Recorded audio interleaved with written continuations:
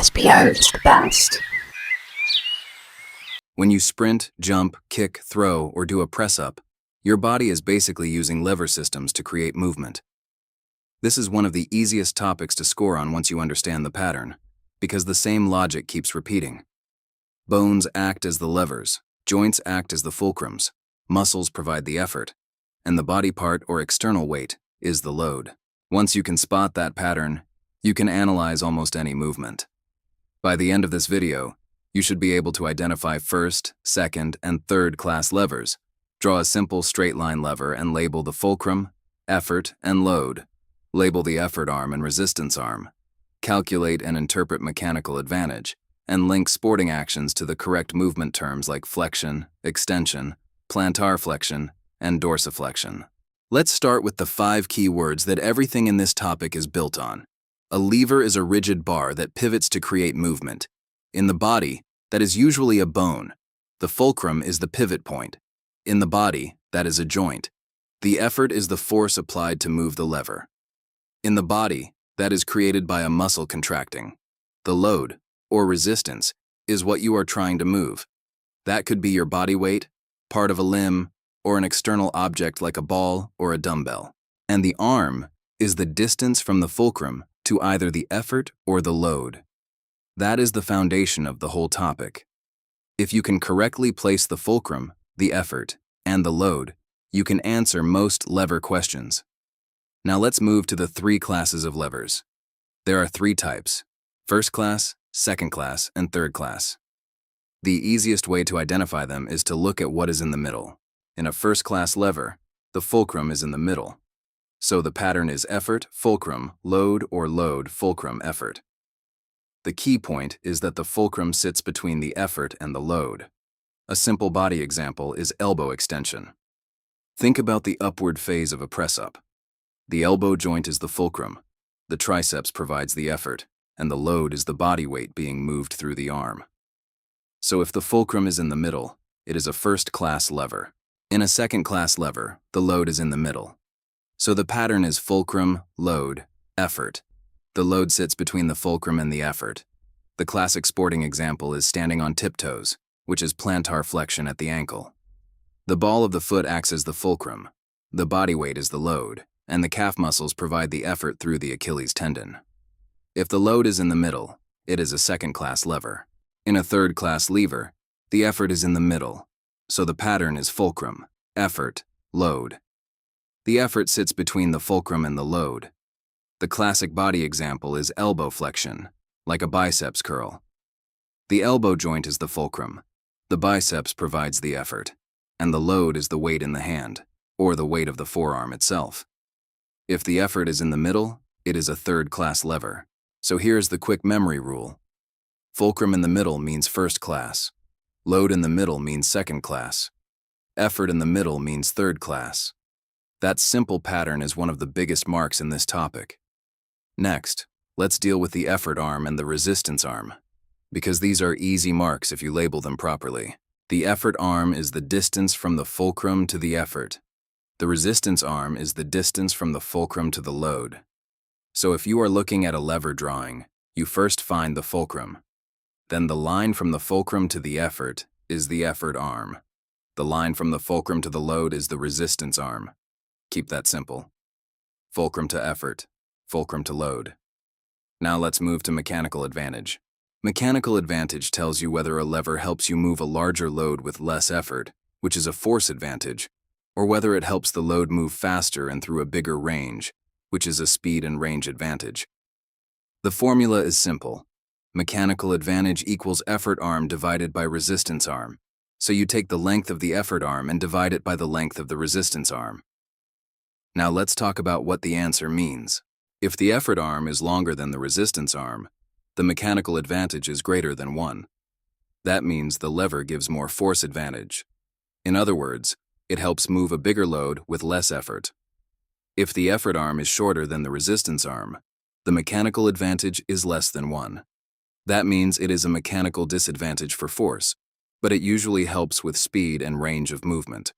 Here is a very simple example.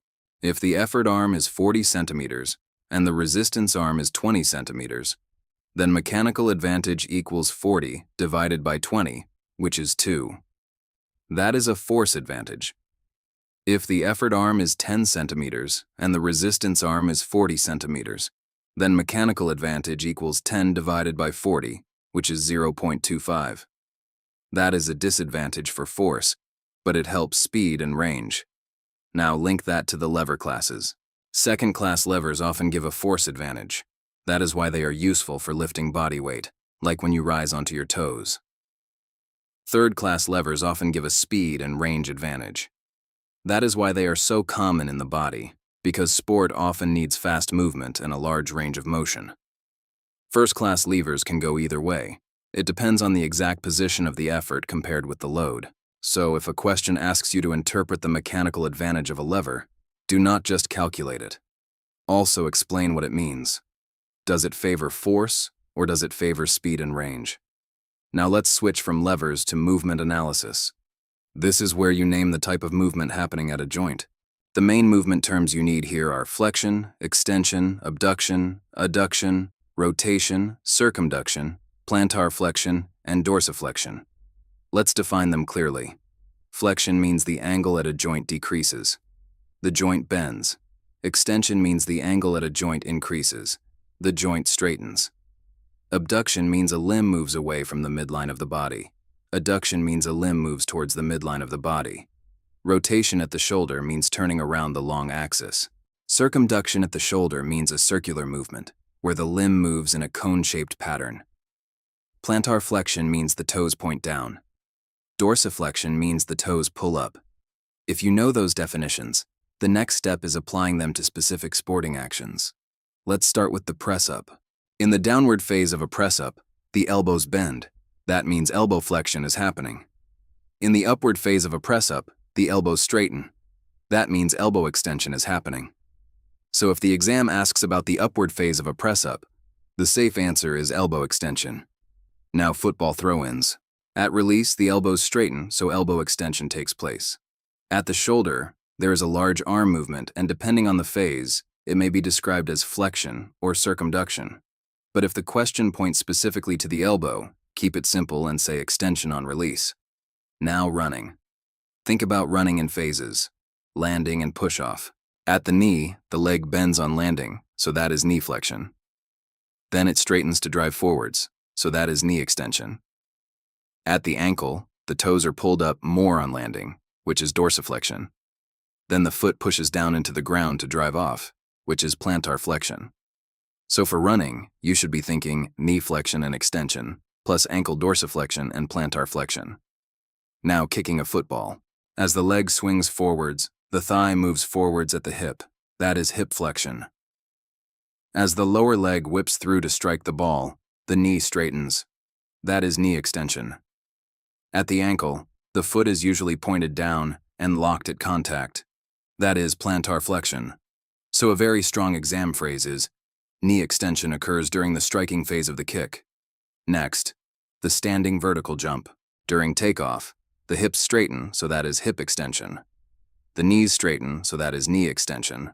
And the ankles push through the toes, so that is plantar flexion. That final push through the toes is a very common exam point. Now the basic squat. In the downward phase, the hips bend, so that is hip flexion. The knees bend, so that is knee flexion. And the ankles usually move so the toes come up slightly relative to the shin, which is dorsiflexion. In the upward phase, the hips straighten, so that is hip extension. The knees straighten, so that is knee extension. And the ankles move back into plantar flexion, or at least slight plantar flexion depending on stance and depth. So for squats, think flexion on the way down, extension on the way up, with dorsiflexion lower down and plantar flexion as you rise. Finally, cricket bowling. Cricket bowling involves a large movement at the shoulder. Depending on the bowler and the phase, you will commonly describe rotation at the shoulder and trunk as the arm comes through, and a sweeping circular movement at the shoulder that can be described as circumduction. If the question asks for the type of movement at the shoulder during bowling, the safest answers from the GCSE list are rotation or circumduction, depending on the exact phase shown. So let's tie all of this together. For lever systems, remember the pattern. First class lever means the fulcrum is in the middle. Second class lever means the load is in the middle. Third class lever means the effort is in the middle. The effort arm is the distance from the fulcrum to the effort. The resistance arm is the distance from the fulcrum to the load. Mechanical advantage equals effort arm divided by resistance arm. If the effort arm is longer, the lever gives more force advantage. If the resistance arm is longer, the lever gives less force advantage but usually more speed and range. For movement analysis, you need to know the movement words and then apply them to sporting actions. Flexion means bending. Extension means straightening. Abduction means away from the midline. Adduction means towards the midline. Rotation means turning around the long axis. Circumduction means circular movement. Plantar flexion means toes down. Dorsiflexion means toes up. Then apply them confidently. Upward phase of a press-up, elbow extension. Release in a football throw-in, elbow extension. Running, knee flexion and extension, plus ankle dorsiflexion and plantar flexion. Kicking, hip flexion, knee extension, ankle plantar flexion.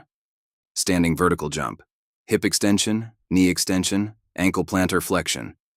Basic squat, flexion on the way down, extension on the way up, with ankle dorsiflexion down and plantar flexion up. Cricket bowling, shoulder rotation or circumduction. If you can identify the lever pattern, label the arms, calculate mechanical advantage, and apply the correct movement term to the action shown, you are in a very strong position for this topic. A quick final check. If the fulcrum is in the middle, what class lever is it? First class. If the load is in the middle, what class lever is it? Second class. If the effort is in the middle, what class lever is it? Third class.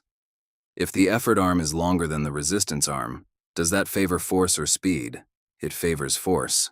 If the resistance arm is longer than the effort arm, does that favor force or speed and range?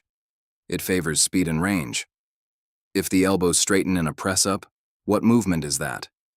Extension. If the toes point down in a jump takeoff, what movement is that? Plantar flexion. That is the full pattern. Once you see it, this whole topic becomes much easier. Okay, that's it for this video. For more high-quality PE revision, visit www.superpeonline.com, the best PE educational platform in the world, built by students and teachers for precision. See you in the next video.